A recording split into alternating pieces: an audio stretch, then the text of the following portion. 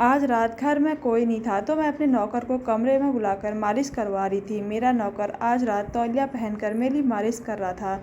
मैं तो अपने नौकर का तौलिया देखकर हैरान रह गई। वह जैसे जैसे मालिश कर रहा था मुझे बहुत सुकून मिल रहा था।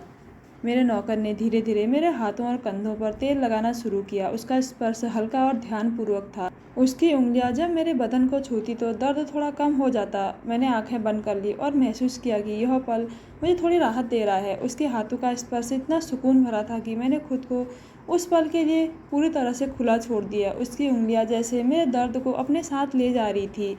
जब उसने मेरे पीठ को छुआ तो मैंने धीरे से अपनी आंखें खोलकर उसे देखा। उसकी आंखों में एक गहराई थी जो कह रही थी कि वह मेरे दुख को समझता है। कुछ पल के लिए कमरे में एक अजीब सी उदासी छा गई। विनय ने कहा, भाभी जी अब आपको आराम करना चाहिए। मैं आराम कर रही थी। मेरे नौकर ने, पहले तो मेरा नाम मोहिनी है। मेरी उम्र अभी 22 साल है। मेरी शादी को 4 साल हो गए हैं। हमारे घर में मेरे सास ससुर और मैं रहती हूँ। मेरे पति अमन विदेश में एक बड़ी कंपनी में काम करते हैं। वह अपने काम की वजह से सालों से घर नहीं आ पाए हैं।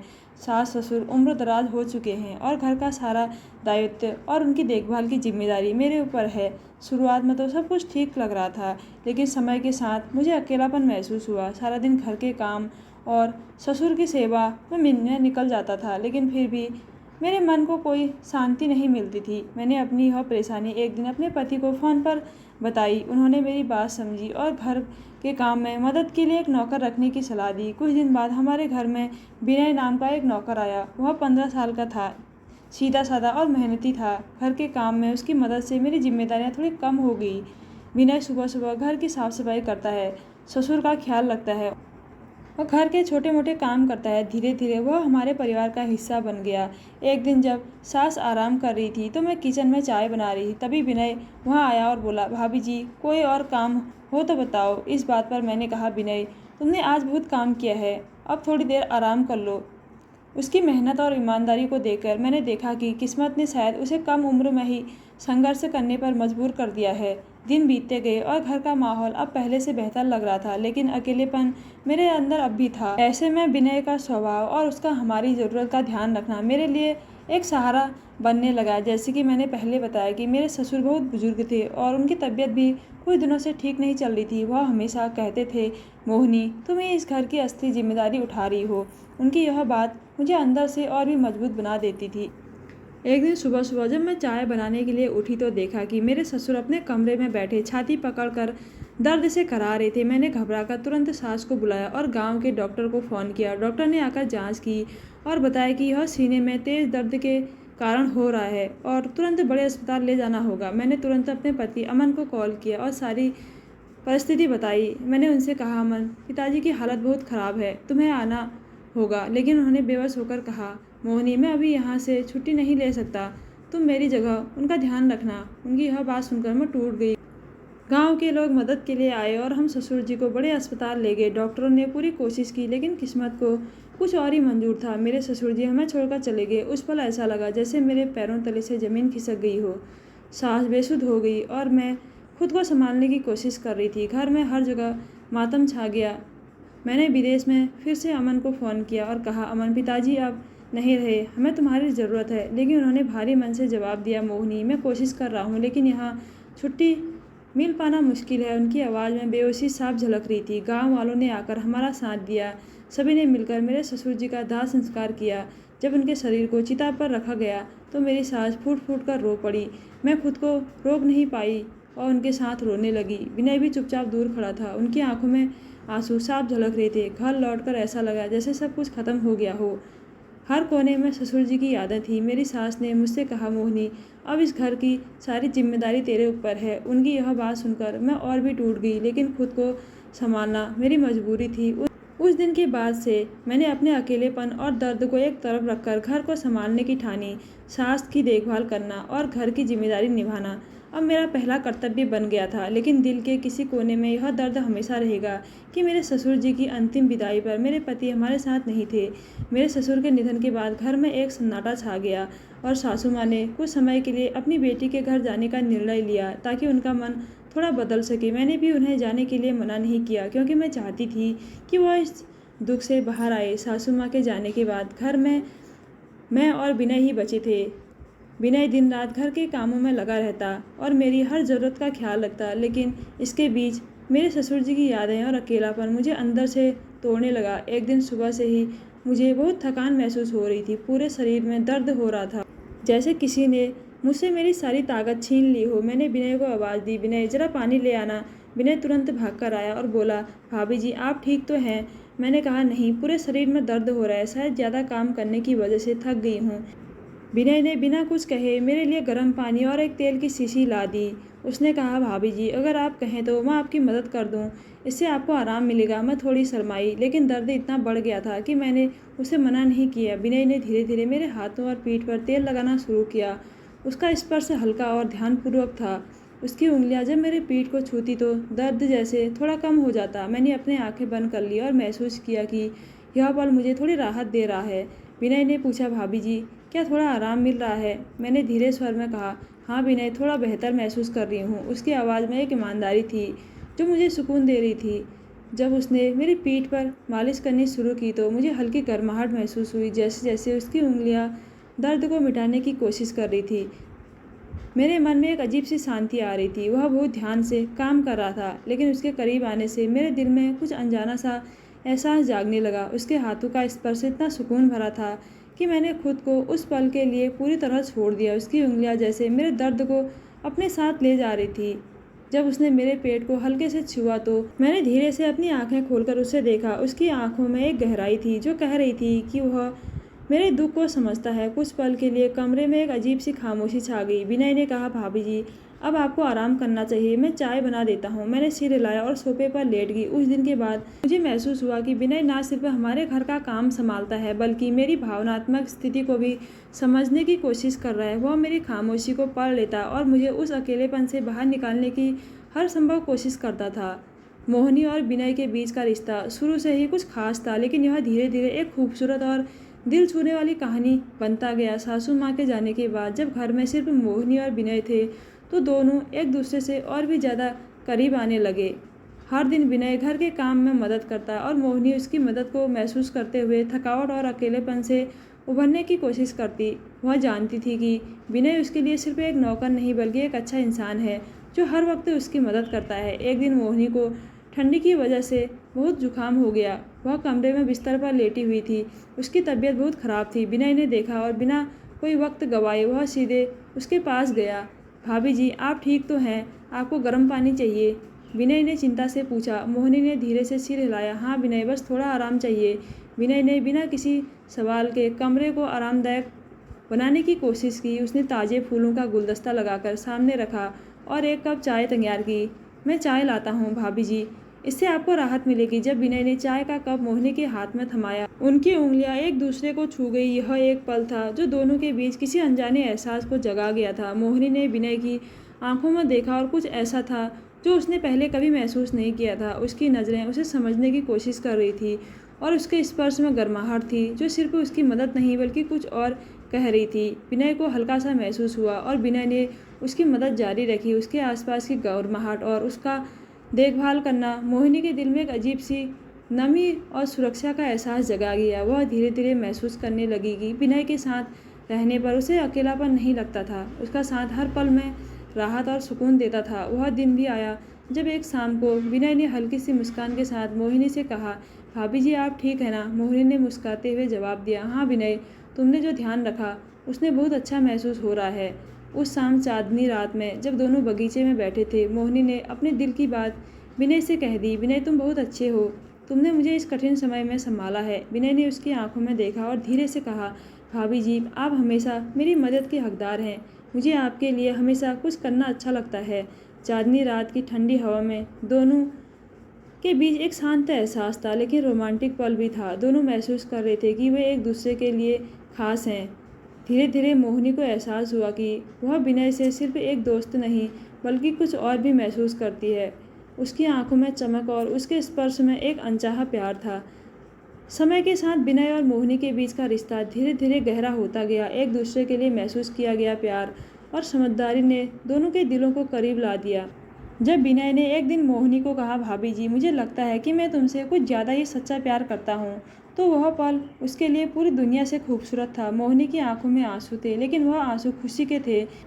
विनय से भी मोहिनी ने धीरे से कहा और दोनों ने एक दूसरे का हाथ थाम लिया, जैसे पूरी दुनिया की चिंता दोनों के हाथ थामने से गायब हो गई थी। यह प्यार धीरे धीरे बिना किसी शब्द के केवल दिलों की भाषा से बढ़ रहा था। अब मोहिनी और विनय के लिए यह सिर्फ एक प्यार नहीं बल्कि एक खूबसूरत सफ़र बन चुका था, जिसमें दोनों ने एक दूसरे का सहारा बनते हुए जिंदगी के मुश्किल रास्तों को पार किया। मोहिनी और विनय के बीच का रिश्ता पहले केवल कामकाजी था, लेकिन समय के साथ वह धीरे धीरे एक गहरे और भावनात्मक संबंध में बदलने लगा।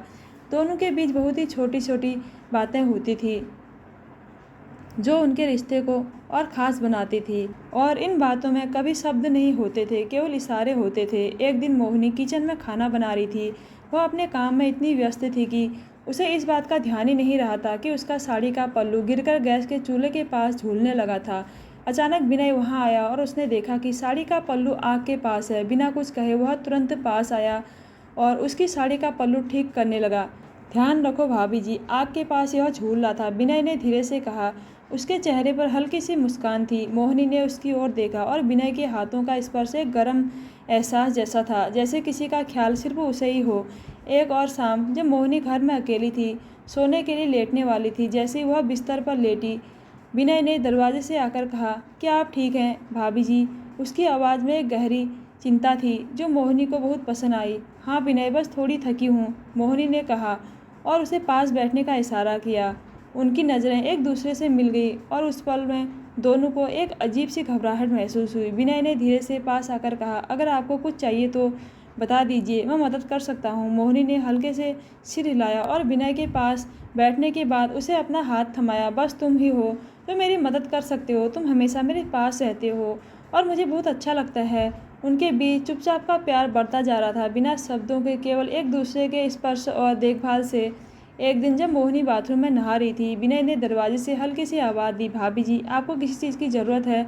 वह जानता था कि घर में वह अकेली है और शायद कुछ चाहिए हो, लेकिन उसका इशारा भी एक तरफ से प्यार और देखभाल को महसूस कराने का था। मोहिनी ने हल्के से कहा, हाँ विनय, मुझे तौलिया दे दो, पास रखा है। जब विनय ने तौलिया दिया, उनकी उंगलियां कुछ क्षण के लिए एक दूसरे से मिल गई और इस स्पर्श ने दोनों के बीच एक गर्माहट का एहसास कराया। मोहिनी ने विनय की आंखों में देखा और विनय ने बिना कुछ कहे सिर झुका लिया। एक शाम जब मोहिनी घर में अकेली थी और थकी हुई महसूस कर रही थी, तो वह बिस्तर पर लेटी हुई थी। विनय ने आकर उसकी हालत देखी और उसके पास बैठते हुए कहा, क्या हुआ भाभी जी, सब ठीक है ना? मोहिनी ने धीमी आवाज़ में कहा, थोड़ा थक गई हूँ विनय, तुम्हारी मदद बहुत ज़रूरी थी। अगर आपको आराम की ज़रूरत हो तो मैं बाहर जा सकता हूँ ताकि आप आराम से सो सकें, विनय ने सम्मान से कहा। लेकिन दोनों के दिलों में उस पल के बाद कुछ खास था, दो शब्दों से परे था। मोहिनी और विनय का रिश्ता धीरे धीरे खूबसूरत और गहरी दोस्ती से बढ़कर एक सख्त प्रेम में बदलने लगा। हर छोटी सी मदद, हर स्पर्श और हर इशारे में दोनों एक दूसरे के लिए प्यार और देखभाल महसूस कर रहे थे। कुछ दिनों के बाद मोहिनी की सास अपनी बेटी के घर से वापस आ गई। घर में एक नई हलचल थी। सास के लौटने के साथ ही मोहिनी का मन कुछ घबराया हुआ था। उसे अब यह डर सताने लगा था कि घर में उसके और विनय के बीच जो बिना शब्दों के एक गहरा रिश्ता बन रहा था, वह कहीं सासू माँ की नज़रों में ना आ जाए। मोहिनी ने विनय के साथ बिताए गए समय के बारे में सोचा और यह समझने की कोशिश की कि क्या वह सच में इसे प्यार कह सकती है, लेकिन दिल में एक अजीब सा डर था कि अगर सासू माँ को पता चल गया तो क्या होगा। उनका मन बहुत घबराया हुआ था क्योंकि वह जानती थी कि यह रिश्ता समाज और परिवार की नज़रों में सही नहीं माना जाएगा। एक शाम जब मोहिनी किचन में काम कर रही थी, विनय ने आकर उससे कुछ मदद मांगी। वह दोनों बात कर ही रहे थे कि तभी सास घर में आ गई। मोहिनी का दिल जोर जोर से धड़कने लगा। उसने विनय से आराम से कहा, अभी रुक जाओ, सासू माँ आ गई है। विनय ने सिर झुका लिया और बिना कोई सवाल किए चुपचाप काम से हट गया। वह जानता था कि अब उसे थोड़ी दूरी बनाए रखनी होगी ताकि कोई गलतफहमी ना हो। मोहिनी ने भी खामोशी से किचन में काम करना शुरू किया, लेकिन उसके मन में यह चिंता बढ़ने लगी, क्या उसकी सासू माँ किसी बदलाव को महसूस कर रही है। रात के समय जब सासू माँ अपने कमरे में सोने जा रही थी, मोहिनी की धड़कनें तेज हो गई। वह धीरे धीरे अपने कमरे में गई और विनय के बारे में सोचते हुए वह बहुत घबराई हुई थी। विनय का चेहरा और उसकी बातें अब मोहिनी के दिल के करीब होती जा रही थी। अब उसे डर डर सताने लगा था, क्या सासू माँ को कुछ पता चल गया तो? मोहिनी ने अपने दिल से पूछा। अगली सुबह जब सासू माँ और मोहिनी साथ में नाश्ता कर रहे थे, सास ने हल्की मुस्कान के साथ मोहिनी से कहा, तुम दोनों के बीच कुछ अलग सा लगता है, पहले जैसा नहीं। सब ठीक है क्या? मोहिनी का चेहरा फीका पड़ गया। सास की बातों से उसे लगा जैसे सास को कुछ आभास हो गया है। क्या आप कुछ महसूस कर रही हैं? सासू माँ से मोहिनी ने धीमे से पूछा, जबकि उसका दिल डर से कांप रहा था। सासू माँ ने फिर से मुस्कुराते हुए कहा, नहीं बेटा, बस ऐसा लगता है कि तुम थोड़ा बदल गई हो। तुम्हारा चेहरा पहले जैसे खिलखिला नहीं है। क्या तुम ठीक हो? मोहिनी को कुछ राहत मिली। उसने धीरे से कहा, बस कुछ थकावट हो गई है सासू माँ, सब ठीक है। सासू माँ ने फिर कोई सवाल नहीं किया और बात को ख़त्म कर दिया। लेकिन मोहिनी को यह एहसास हुआ कि वह अब विनय के साथ अपने रिश्ते को संभालने के लिए थोड़ी सावधानी बरतनी पड़ी। हर छोटी बात, हर इशारा उसे डर में डालता था, क्योंकि वह जानती थी कि अगर यह सब किसी को पता चल गया तो उसकी ज़िंदगी में एक बड़ी मुश्किल आ सकती है। इसी बीच विनय को भी यह समझ आ गया कि अब उन्हें अपनी जगह और भूमिका को लेकर ज़्यादा सचेत रहना होगा। वह मोहिनी से थोड़ा दूरी बनाने की कोशिश करने लगा ताकि घर में शांति बनी रहे, लेकिन उनका दिल अब भी उन्हें चाहने लगा था और इस चाहत को उन्होंने किसी तरह छिपाई रखी। यह समय मोहिनी के लिए बहुत इमोशनल था। वह विनय से बहुत प्यार करने लगी थी, लेकिन यह प्यार उसकी दुनिया को बदलने वाला था और वह इस सच्चाई से डरती थी। कुछ दिन और बीत गए और मोहिनी के मन में अकेलापन और गहरा होता जा रहा था। सासू माँ का आना जाना, विनय का काम करना और घर की जिम्मेदारियाँ, सब कुछ उसे एक साथ संभालने की कोशिश में थकावट महसूस करवा रही थी। साथ इसी ख्याल में उलझी रहती, अगर अमन घर वापस आ जाए तो शायद यह अकेलापन कुछ कम हो सके। एक दिन जब मोहिनी ने सब काम खत्म किया तो उसने अपने दिल की बात अपने पति से कहने की सोची और अपने पति अमन को फ़ोन किया। अमन, उसने धीरे से कहा, मुझे बहुत अकेलापन महसूस हो रहा है। घर में बस सासू माँ और विनय है। सासू माँ भी अब अपनी उम्र के कारण ज़्यादा काम नहीं कर सकती और विनय का काम भी कुछ अलग ही है। मुझे तुमसे बात करने की ज़रूरत है। तो तुम कब आओगे? अमन ने थोड़ी देर बाद जवाब दिया, मोहिनी, तुम जानती हो मैं काम के सिलसिले में यहाँ हूँ, लेकिन अगर तुम अकेलापन महसूस कर रही हो तो मैं तुम्हारे पास आने की पूरी कोशिश करूँगा। मैं तुमसे बहुत प्यार करता हूँ। अमन के शब्दों में सुकून था, लेकिन मोहिनी को उस प्यार की चाहत थी। वह चाहती थी कि अमन तुरंत वापस आ जाए ताकि वह उसकी बाहों में सुकून पा सके। कुछ दिन बाद अमन का फ़ोन आया, मोहिनी, मैं कल तुम्हारे पास आ रहा हूँ, तैयार रहना। तुम्हारी उम्मीदों के मुताबिक मैं वापस आ रहा हूँ। मोहिनी के दिल में खुशी की लहर दौड़ गई। अगले दिन अमन घर आ गया। घर में उसकी मौजूदगी ने सब कुछ बदल दिया। जैसे ही वह दरवाजे पर आया, मोहिनी की आंखों में चमक आ गई, उसकी सांसें तेज हो गई और उसके दिल में सिर्फ अमन के होने का एहसास था। तुम आ गए, मोहिनी ने कहा। उसके शब्दों में जितनी खुशी थी उतनी ही गर्मी भी थी। अमन मुस्कुराते हुए सामने आया और मोहिनी को अपनी बाहों में ले लिया।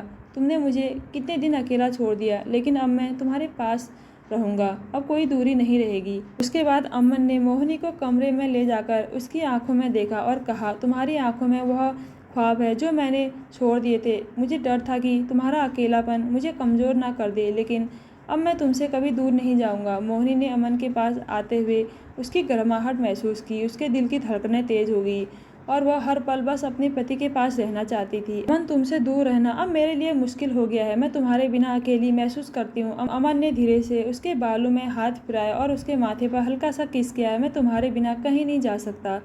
तुम मेरी दुनिया हो। घर में सिर्फ 3 लोग थे, मोहिनी, सासू माँ और विनय। सासू माँ अपने कमरे में आराम कर रही थी और विनय अपने काम में व्यस्त था, लेकिन मोहिनी और अमन के बीच एक खास रिश्ता था जो एक समय के साथ ही गहरा हो गया था। रात को जब सासू माँ सो चुकी थी, अमन और मोहिनी के बीच की बातें कुछ और ही थी। अमन ने धीरे से मोहिनी की आंखों में देखा और उनकी जुल्फों को सहलाते हुए सुलझाया। तुम बहुत प्यारी हो, उसने कहा। मोहिनी की आंखों में प्रेम आभास था। तुम्हारी वजह से ही मैं खुश रहती हूँ अमन, तुम्हारा साथ मुझे सुकून देता है। अमन ने उसकी चुप्पी को तोड़ा और उसके पास आकर उसे अपनी बाहों में समेट लिया। तो दोस्तों, इस दुनिया में हर रिश्ते एक दूसरे के बिना अधूरे हैं। तो कैसी लगी आज की स्टोरी? अगर अच्छी लगी तो हमारे चैनल को ज़रूर सब्सक्राइब कीजिएगा। धन्यवाद।